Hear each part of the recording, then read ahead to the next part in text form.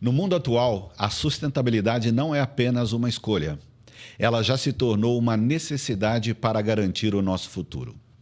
No episódio de hoje do Wealth Planning Essentials Talks, Papo de Agronegócio, vamos explorar como a sustentabilidade está revolucionando a produção no campo e como a inovação tem sido a chave para esse processo.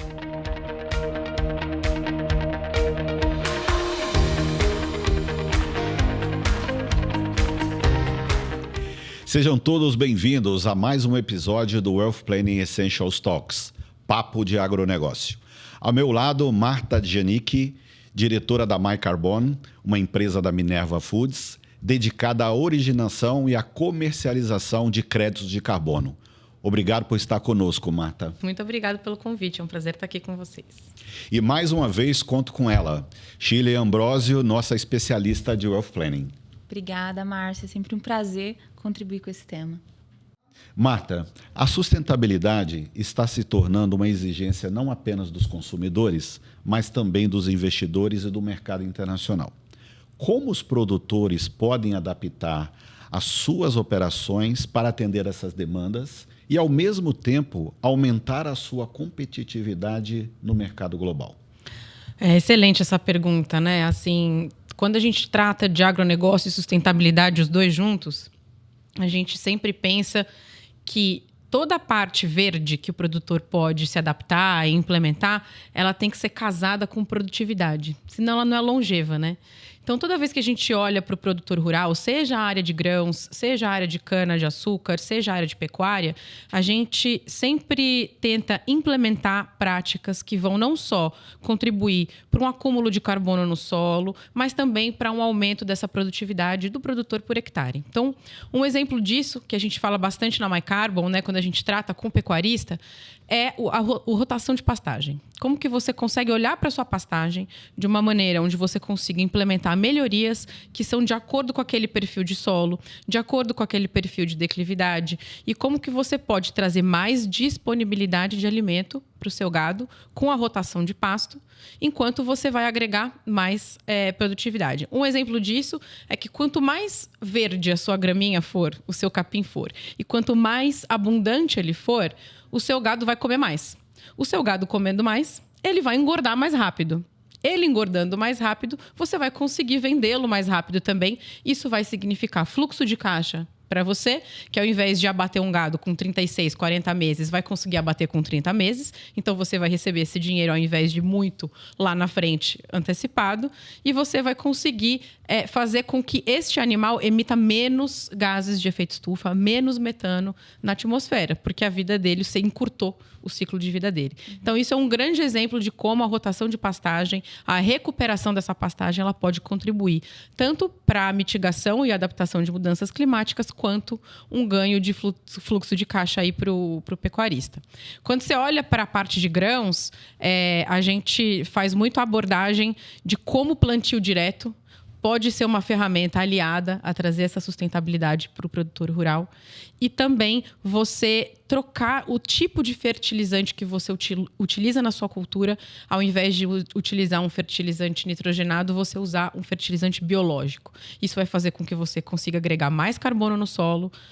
Esse solo ele vai estar mais saudável, ele vai trazer mais produtividade, você vai conseguir produzir mais sacas de soja, por exemplo, por hectare, quando você adota essas práticas. Então, acho que o olhar para o produtor ele deve ser sempre voltado assim, como que eu vou investir numa prática verde, numa prática que vai me trazer sustentabilidade, mas ao mesmo tempo isso vai se pagar com o meu ganho de produtividade por hectare. E Marta, o crédito de carbono tem sido amplamente discutido como uma oportunidade no agronegócio, mas a gente percebe que nem todos entendem o que ele realmente significa, né? Você poderia conceituar para nós o que é o crédito de carbono, como ele é gerado dentro desse contexto do agronegócio e por que ele se tornou uma ferramenta tão relevante para as práticas sustentáveis?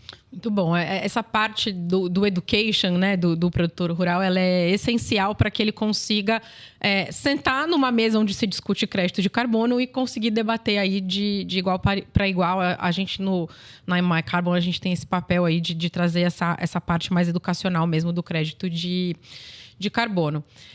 O crédito de carbono, você pode ter tanto em áreas de floresta. Então, eu vou dar um exemplo bem prático aqui.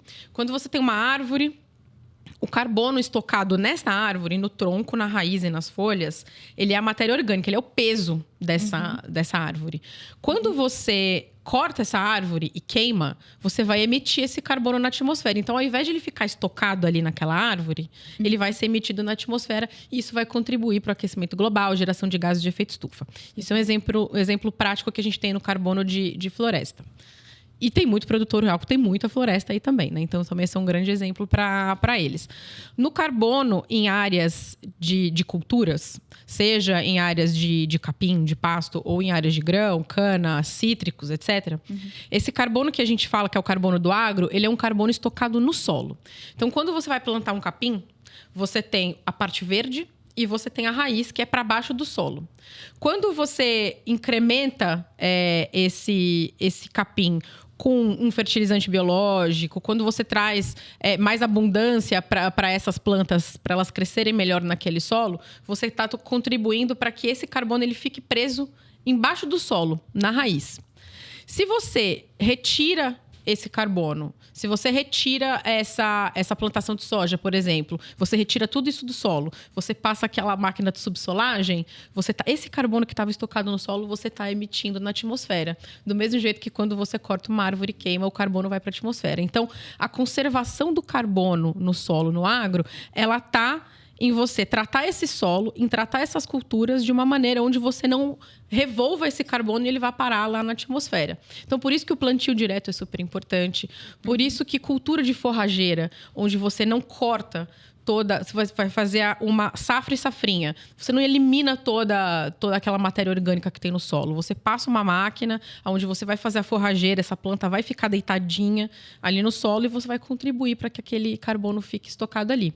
No mundo da agropecuária, a geração de carbono, a gente trata com uma métrica que é 1 a 4 toneladas. A gente usa a métrica de tonelada.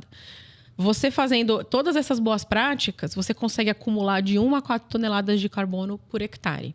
Para a gente ter uma base de comparação, quando você tem uma árvore madura ali de 30, 40 anos de idade, que já está há muito tempo naquele hectare, a gente costuma trabalhar com uma média de 200, 300 toneladas de carbono por hectare. O carbono da agricultura, ele é um carbono menos abundante, porque você tem uma outra estrutura uma outra estrutura botânica ali, né? Uma árvore, obviamente, ela vai estocar muito mais carbono do que um capim, por exemplo. Mas ele é um carbono muito importante. E é muito importante frisar isso para o produtor rural, porque ele é um carbono que você não precisa abrir mão do seu uso produtivo do solo para que ele seja estocado. Você continua produzindo alimento para o mundo, porque ninguém vai parar de comer, né? Você continua produzindo alimento para o mundo, ao passo que você contribui para a mitigação de mudanças climáticas, estocando esse carbono no solo com boas práticas, claro. Perfeito, muito didática, né, a explicação. E interessante, né? Como que o tripé é sustentabilidade, tecnologia e produtividade impactam não só na produção, mas também no controle dessas mudanças climáticas, né? Isso é super interessante olhando aí para a sua exposição. E, Marta, como os produtores podem se inserir nesse mercado e quais são as práticas sustentáveis mais valorizadas para gerar esses créditos de carbono de forma eficiente e mais lucrativa? Acho que buscando principalmente, né, apoio de desenvolvedores de projeto, né? A MyCarbon é um exemplo disso, buscando apoio para ver como que ele pode olhar para a área dele e desenvolver boas práticas, práticas mais sustentáveis, práticas menos emissoras, que vão contribuir não só para ele mitigar as mudanças climáticas, como ganhar produtividade. Eu vou dar um exemplo muito, muito interessante que a gente tem construído na MyCarbon. A gente lançou um programa o ano passado com a Brandit, que é de fertilizantes. Eles têm todo um programa desenhado que chama Revitalis, que você olha para a área do produtor rural. A gente está atuando principalmente em áreas de grãos, aonde você vai implementar, você vai olhar para a sua área produtiva, vai ver qual parte, né, qual talhão, qual parte do seu solo está mais pronta para você entrar com fertilizante biológico, e aí a gente passa a medir quanto de carbono no solo a troca desse fertilizante vai gerar ao longo do tempo. Então, você olhar para a sua área com um olhar um pouco mais crítico, entender onde que você pode aplicar produtos diferentes ou técnicas diferentes, sistemas diferentes, né? Então, a gente fala muito de sistema de rotação de pastagem, sistema Santa Fé, Santa Brígida, que vai associar a sua safra com cultura de forrageira para você manter a sua umidade no solo, manter uma saúde no solo. É você olhar a sua área produtiva com um olhar crítico e com o olhar de você ter essa escala em ganho de produtividade e estar preparado para fazer investimento também, né? A gente sabe que todas essas práticas, elas envolvem aí um CAPEX e OPEX diferente do produtor rural, principalmente quando você vai falar com o pecuarista, ele vai ter que rotacionar a pastagem, vai ter que cercar a área. Não tem como você rotacionar pasto sem cercar.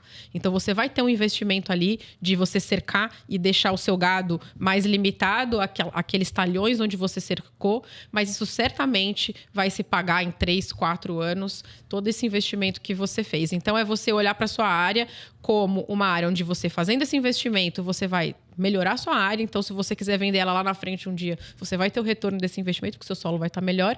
E você começar a participar de mercados de carbono que vão te trazer essa receita acessória, né? A gente faz muita questão de falar isso no nosso trabalho, porque todo mundo acha, às vezes, né, não sei, existem discursos foram feitos aí no passado, todo mundo vai ficar rico com crédito de carbono e tal. No mundo do agro, você não precisa abrir mão da sua cultura e do seu uso produtivo para que você tenha essa receita do crédito de carbono. O crédito de carbono vai pagar a conta sozinho? Não, não vai. Ele é uma receita acessória, ele vai te inserir num mercado onde você não estava antes, você vai começar a participar de mercados mais criteriosos, né? A gente vê movimentos de Estados Unidos, União Europeia, trazendo cada vez mais critérios de sustentabilidade para commodities agrícolas. Então, você vai começar a participar desse mercado e ele vai ser uma receita acessória para que faça valer a pena todo o investimento que você fez aí para trazer práticas sustentáveis para a sua área.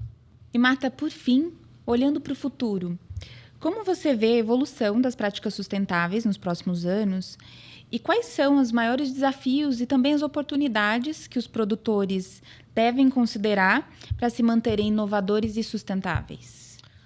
Inovação no mundo agro anda lado a lado, né? A gente vê que nos últimos 5, 10 anos teve uma grande explosão de investimentos em agritechs, agrifintechs. Então, eu acho que cada vez mais o mundo rural vem se aproximando de uma maneira muito saudável do mundo da tecnologia.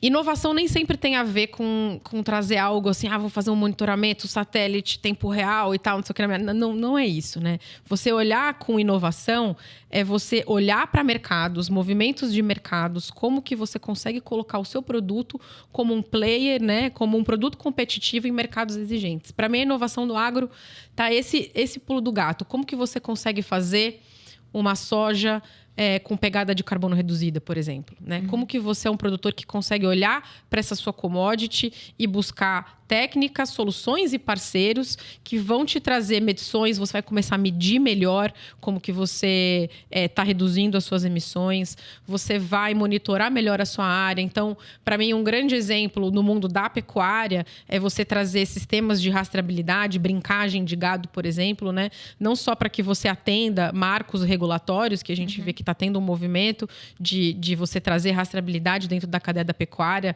O Uruguai é um país que já tem isso super consolidado, o Paraguai está entrando nesse movimento, o Brasil também começou a discutir bastante isso, mas isso para o pecuarista ele tem que enxergar como se fosse um controle de estoque. É um controle de estoque de produto. Ele vai conseguir monitorar a saúde do rebanho dele a partir do momento que ele identifica individualmente cada gado, monitorar peso, monitorar a questão sanitária. Isso é super importante que ele olhe como um controle de estoque. Para mim, na parte do agro, né, da parte de grãos, é você olhar para a sua área produtiva e ver como, se você trocar o seu fertilizante, se você fizer plantio direto, como que você consegue medir, trazer uma medição de linha de base, né, antes de você trazer todas essas implementações.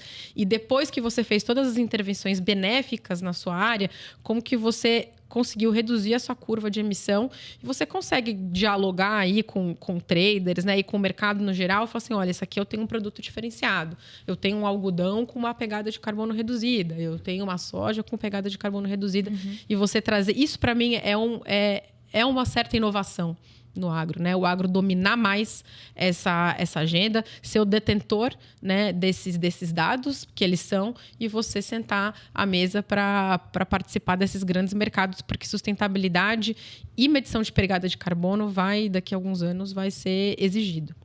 O Papo de Agronegócio fica por aqui. Muito obrigado pela participação, Marta. Obrigada. Muito obrigado pela participação também, Shirley. Obrigada, Márcia. Obrigada, Marta, por ter aceitado o nosso convite. Foi um prazer. Eu que agradeço. E você continue nos acompanhando. Até mais.